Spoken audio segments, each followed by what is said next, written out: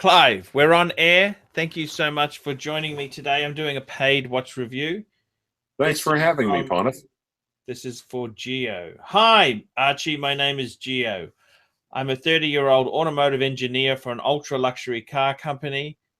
I'm a big fan of the channel, and I was hoping that you find my modest collection worthy of a video review and offer your opinion on what I should pick up next. $25 US is on the way via PayPal.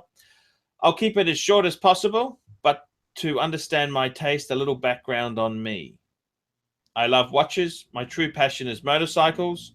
Most of my disposable income has always gone to racing and traveling the world on my motorbikes. Currently a Ducati 848, a vintage Triumph Daytona, and a BMW R1100 GS Adventure that has taken me from New York to Alaska and Argentina, as well as Portugal and Mongolia. I hope to cross your beautiful homeland of Australia next. That travel is obviously very expensive and explains my desire. It explains why, despite my fairly good income, so much of my collection is full of what you may consider shitters. I've included some pictures. I think it might be time now we insert picture. What do you think? Would you want to see? You curious? Absolutely. To see what this guy has in his collection here. Are you keen to see what he has? It would help to review it, probably, yes. Are you going to be disappointed if it has garbage? Not if this turns into an Archie Explodes. Okay. Fair enough. Let's bring it on then. I'm just gonna be completely honest with you and my opinion here. I am going to bring it up on the screen now. Let's have a look at his collection. Okay,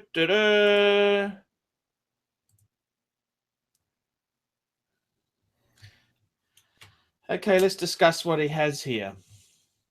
Anyway, onto the watches. Number one, Seiko SKX 009.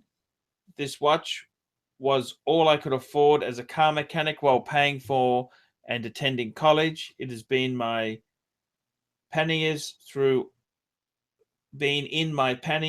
all of my trips. Panniers are those bags you have on motorcycles. Okay.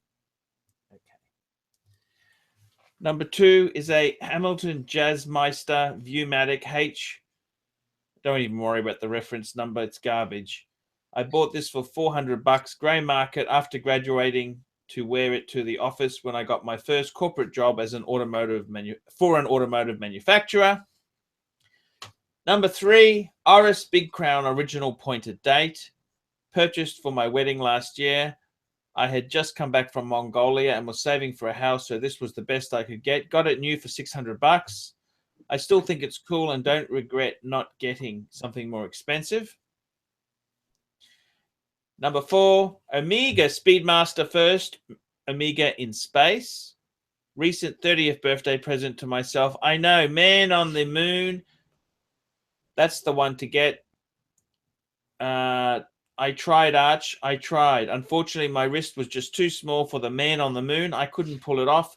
So now working in a much higher-end company surrounded by dull corporate pricks in expensive suits with Rolexes and Panerai, I need something a little more dressy.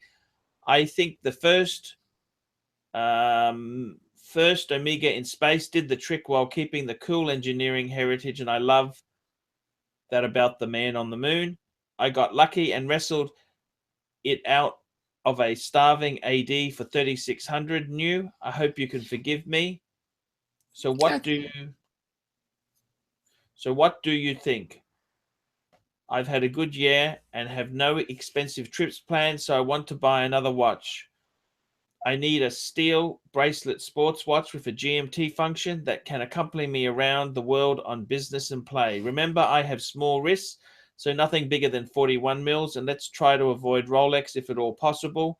I know they are great watches, but I just don't identify with the brand. Too many boring stiffs around the world wear them to compensate for the lack of personality. Just not my style. Budget $5,000 to $7,000 US.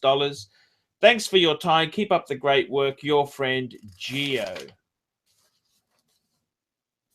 Now, I got to tell you, let me just explain something to you, Clive.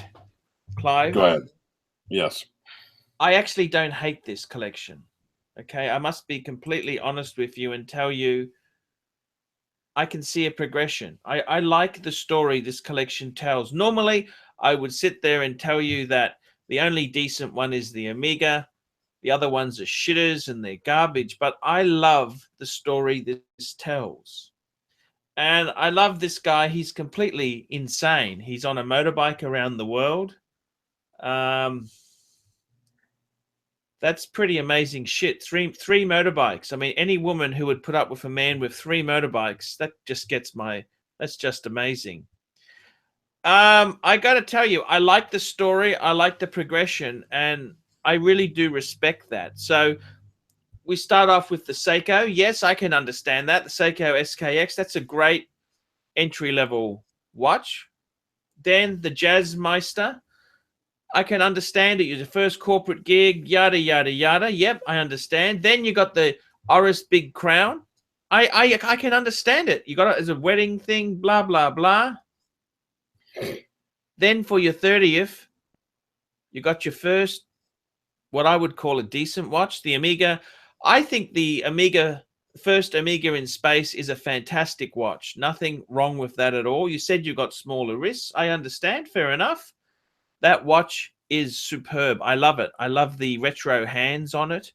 It also, you can't see it in this picture, Clive, but it doesn't have crown guards.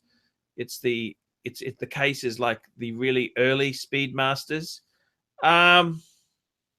Absolutely beautiful. I love it. I love it. I like the progression. Let me tell you, if I were you, Geo, there's only one watch you can add to that. Now, you're not going to like it. I know what you're going to say, but we know what you're going to say, but go ahead. Well, you think I'm going to say Polar Explorer 2, don't you? Actually, yes, that's exactly what I thought you were going to say. No, I was going to say Explorer 2 40 mil black dial.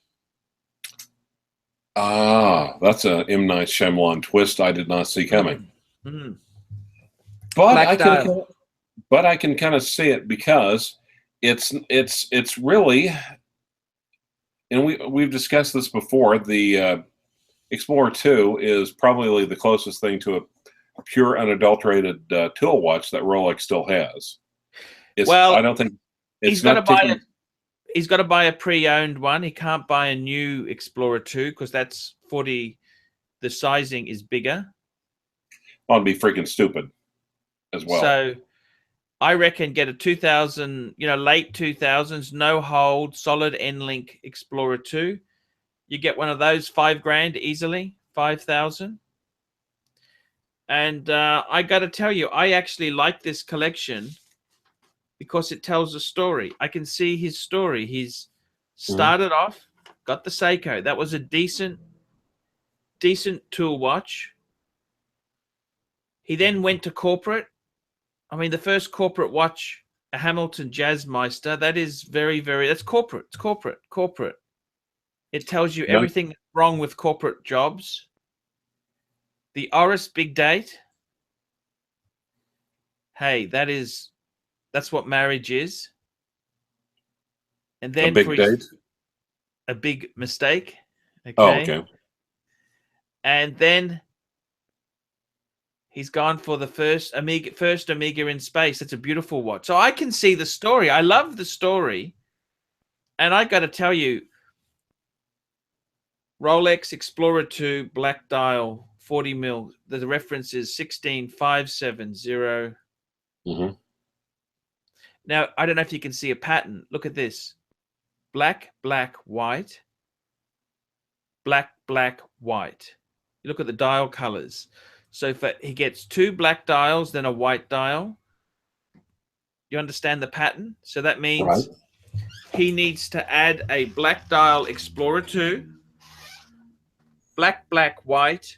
Black, black, white. So I can tell you now what his... Which of the two Explorer 2s, which color do you think draws more attention, the polar or the black dial?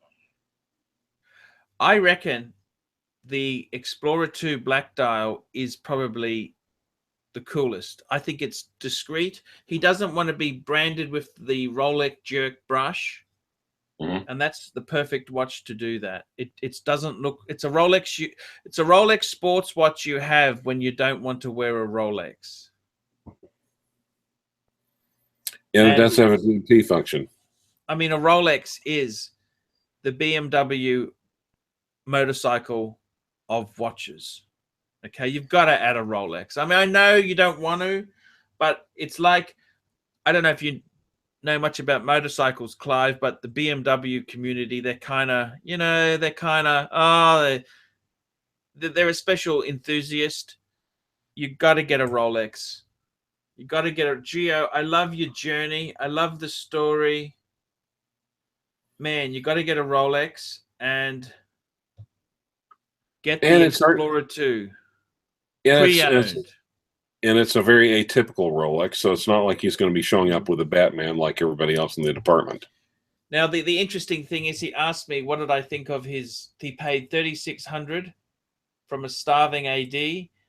I don't think the dealer was starving enough because Jonah Sharp themselves... I'm just going to have a look and I can tell you exactly what Jonah Sharp has the first Omega in space. First Omega in space. Let's go and have a look at Jonah. We'll have a look at Jonah Sharp, and we'll see what they have on offer, because I've got a feeling he's let me just have a quick look. Let me have a quick look. First Omega in space. Yep, they got it slightly cheaper. I think they've got it slightly cheaper. So I would say to you, although it was a very good price you got, it wasn't. A Jonah Sharp is still cheaper. Okay, can I say that, Clive, or not? Yeah, you can. You can. So yeah, the dealer's not starving, but he had sirloin rather than prime rib. Yeah. So I think you could have got it better at Jonah Sharp, but hey, that's okay there. That's how the world works. So it's not a bad price. It's not a bad price, but that's just my opinion. That's just my opinion. He could have done a lot. He could have done a lot worse, especially being a lot worse. Yes. But I got to tell you, do you see the story or not? What do you think, Clive? Yeah, I do, and I actually kind of like the look of the Hamilton, believe it or not. Ooh. I like the aesthetics of the dial. Sorry, Hamilton is like working for Halliburton. Okay. That's the wristwatch equivalent of taking a job with Halliburton. You've sold out your soul, and you have. Well, it almost looks like a vintage Omega. You're ready for reprogramming. You're ready for reprogramming. Well, and the white one, the Oris, the white with the gold, almost looks like a wedding cake. The Oris big mistake. The Oris big mistake. But, I understand the reasons for getting it. Do you think, now, obviously, if the watch was a wedding present, you obviously can't get rid of it. No, he bought it for his wedding. Yeah, but same thing kind of applies. I think it would not be taken well by the missus. But I think it's a great story. You can't all start off with Cadillacs and Mercedes-Benzes, can we? No. And he started off with a Seiko. That's a very decent watch. Went to the Jazzmeister. That's the nasty corporate world. Went to the Oris big mistake. Yep. And then he's gone for the first Omega in space. I like the story. I'm normally I was going to give him a third asshole, but I can see the story. Can you see the story? It's kind of. Absolutely. So what we need to add here is the Rolex Explorer 2 black dial. especially with those parameters. And if he finds a good deal on a used one, it should come in under his price parameters. I mean, what else do you get as a GMT? Do you get yourself a Seamaster? Nah, that sucks. What else do you get as a GMT? You got to get Rolex. I mean, I like it also. He's one brand per watch. I wouldn't have another Omega. I wouldn't have another Rolex. I would just one brand per watch. This is kind of telling his life story. And we don't know where it's going to end. We don't know where, like he could get the terrible divorce watch, which is a Squale. Or he might end up in charge of the department and get a Patek. Yes, you never know which way life is going to flow with us. So I really love. I can see this. This is just horologically. It tells me the story. You just see this story, can't you? It's great to see it. I love it. I love it. I really do love that. So there you go, guys. That's a wonderful. I just love the story. You can see it too or not? What do you reckon? Yeah, I can. And at least he's not a flipper. And at least the Omega first Omega in space. That's a very decent watch, don't you think? Yes. Yes, it is. I approve of that. I do approve. I like that it's gradually going up. If we were an aeroplane, we would be taking off about now. Which is why he needs a GMT watch. Did you see that scene in American Made with Tom Cruise where he's loaded up the plane? He's got the runways too short to take off. I have not seen it. No, we're just taking off now. We're just getting off the ground.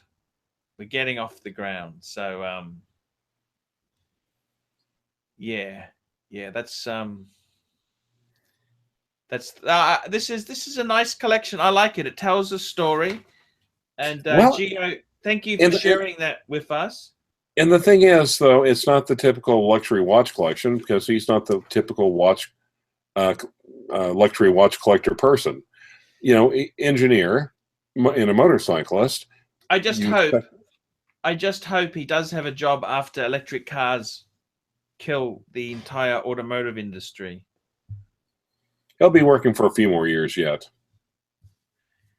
A few more years, you reckon? Yeah, I think so. Okay, so there we go. We've had a look at it, and I think it's very, very interesting, Clive. Extremely interesting, this collection. I like what he's done, and I love it. Some collections just, even though these are shitty, most of these are crap. Well, but the thing is, though, I still think there's a difference between the analytical and the logical and the emotional. Well, I mean, the Seiko, you couldn't say the Seiko. I mean, I wouldn't wear one, sure, but I like the story. This story, I love the story it tells, and I hope. I just love it. I think the Hamilton has a nice little faux vintage look going forward, a retro look going. It looks like it's not, I could see that passing itself off as an Omega Constellation. The Hamilton is the kind of thing they give you when you join Halliburton. It's not a good thing, Clive, but... No, we pronounce that Halle Berry here in America. Okay, Halle Berry. Yes. I remember when I joined KBR, I got a big coffee mug and a special pack, and that's how it goes. Okay, all right. Clive, I like the collection. I think well done. I like the story. And you got to get, I mean, he said he doesn't want Rolex, but that's why you buy an Explorer, because it's an anti-Rolex. It's a non-Rolex Rolex. It's a tool watch. It's a tool watch. Okay, so okie dokie. Thank you so much. And have you got time for one more review, Clive, or you're exhausted? One more quick one, and give me a couple of minutes. I need to pull a salmon out of the sous vide. Okay. I will.